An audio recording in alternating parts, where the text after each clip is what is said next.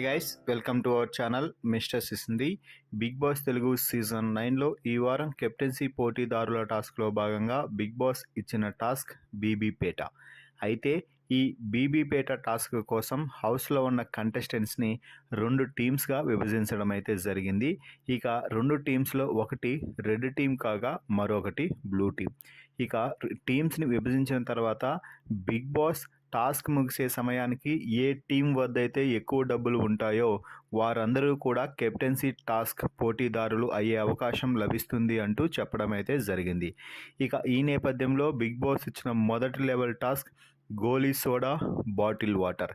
ఈ టాస్క్ ఏమిటి అంటే బిగ్ బాస్ ఇచ్చిన గోలీ సోడాలను 50 బాటిల్స్ని ఓపెన్ చేసి ఇద్దరు కలిసి 30 గోలీ సోడాలు కంటిన్యూగా తాగాల్సి ఉంటుంది.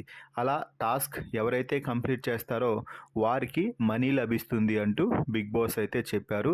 ఈ నేపథ్యంలో ఒక టీం నుంచి అంటే రెడ్ టీం నుంచి కళ్యాణ్, ఇమ్మాన్యుయల్ పోటీ పడగా బ్లూ టీం నుంచి ఢెమాన్ పవన్, రమ్య ఇద్దరు పోటీలో అయితే పడ్డారు.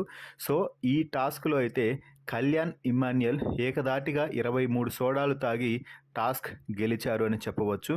ఎందుకు అంటే వీరు తాగిన 23 సోడాలలో కనీసం 13 సోడాలు కూడా తాగలేకపోయారు రమ్య, ఢెమాన్ పవన్. 50 సోడాలని ఫటాఫటా ఓపెన్ చేసిన కళ్యాణ్ ఇమ్మాన్యుయల్తో కలిసి ఏకంగా 23 సోడాలు తాగాడు అంటే తన డెడికేషన్ ఏమిటో, ఆటలో గెలవాలన్న సంకల్పం ఏ విధంగా ఉందో అర్థమవుతుంది.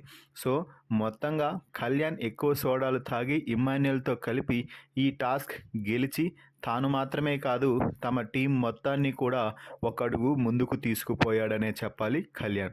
సో మొత్తంగా బీబీపేట టాస్క్లో మొదటి లెవెల్ గెలిచిన కళ్యాణ్, ఇమ్మాన్యుయల్పై మీ అభిప్రాయాన్ని తెలపండి. అలాగే 23 సోడాలు తాగడంపై కూడా మీ అభిప్రాయాన్ని కూడా తెలపండి.